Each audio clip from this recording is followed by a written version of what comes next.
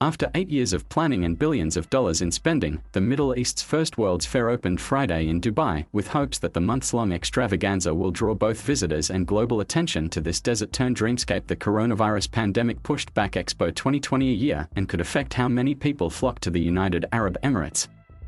But the 6-month-long exhibition still offers Dubai a momentous opportunity to showcase its unique East meets West appeal as a place where all are welcome for business. Not long ago, the site of the 1080-acre Expo was barren desert. Now, it's a futuristic landscape buzzing with robots that dance and bark automated orders at barefaced visitors to mask up, a new metro station, multi-million-dollar pavilions and so-called districts with names like sustainability and opportunity, all built, like much of the Gulf, by low-paid migrant workers. More than 190 nations are using their pavilions to spotlight their greatest tourist attractions, discoveries and ambitions. The US pavilion, paid for by the UAE after America struggled to come up with funding, boasts a replica of the SpaceX Falcon 9 rocket and takes visitors on a conveyor belt past multimedia infomercials for American inventions. It also displays a Quran that belonged to the nation's third president, Thomas Jefferson, as an example of how religious freedom is woven into the very fabric of American society. China's vast, lantern-shaped pavilion focuses on the nation's space ambitions and future invention plans, featuring a transformer-like car that SAIC Motor hopes will function one day also as a submarine and helicopter. Draped over Italy's pavilion is 70 kilometers of rope made from 2 million plastic bottles. The main attraction, though, is a 3D replica of Michelangelo's biblical hero, David, made from marble dust. The 5.2 meters high nude giant is not easily accessible. Visitors must enter separate floors of a building to view it at eye level or peer up from its feet. Public nudity is outlawed in the UAE, where traditional Muslim norms largely prevail. The UAE's falcon-shaped pavilion, by far the site's largest, takes visitors on a 2-hour-long immersive experience through dunes of real orange sand and footage from the country's 50-year history. Other attractions include an African food hall, a royal Egyptian mummy, concerts and performances from around the world, and the option to dine on a $500 3-course meal with glow-in-the-dark cuisine. Isabel Fu, 50, said she flew in for Expo all the way from Beijing to see the kind of changes that we'll see in the future, the technology that makes us look forward to the next era. Upon her return to China, she faces 21 days of quarantine. Since first making a splash in London in 1851, World fairs have long served as an opportunity for nations to meet, exchange ideas, showcase inventions, promote culture and build business ties.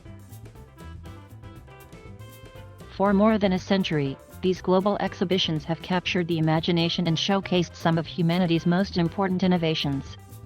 The first World's Fair, held in the United States in 1876, debuted Alexander Graham Bell's telephone, the typewriter, a mechanical calculator and Heinz ketchup. One of its main buildings, Memorial Hall, is now a museum.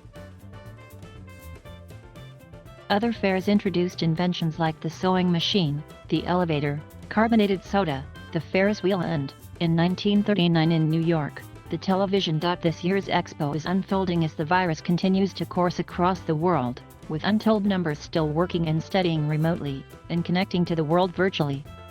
It's unclear how many visitors Dubai can attract, and how much the Expo will stimulate its tourism-driven economy, especially in the blistering early autumn heat, which on Friday caused tempers to flare, some visitors to faint and most people to sweat through their shirts. "We're dying.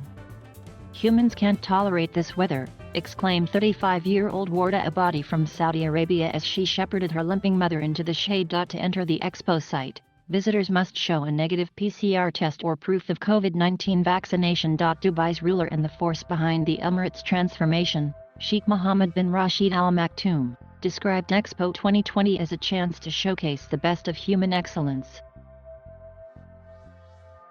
It offers a platform to forge a united worldwide effort to build a more sustainable and prosperous future for all of mankind, he told guests at the Expo's opening ceremony. Sheikh Mohammed bin Zayed Al Nahyan, Crown Prince and de facto ruler of the UAE seat of power, Abu Dhabi, emphasized the ethos of this land as a meeting point for cultures and tolerance.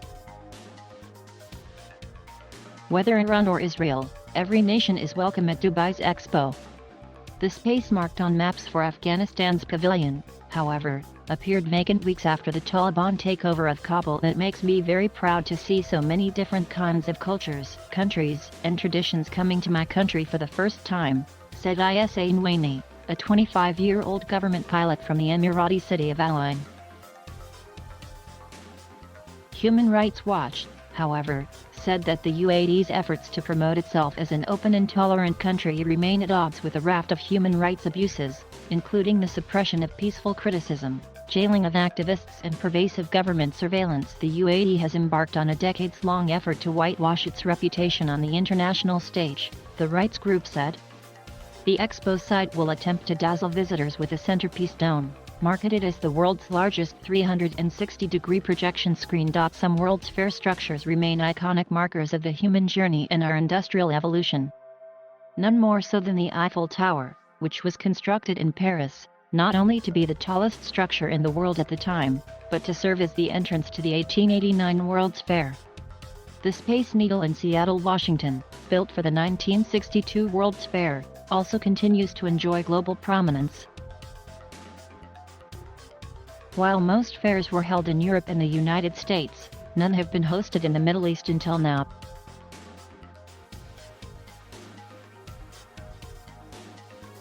Thank you for watching. Please subscribe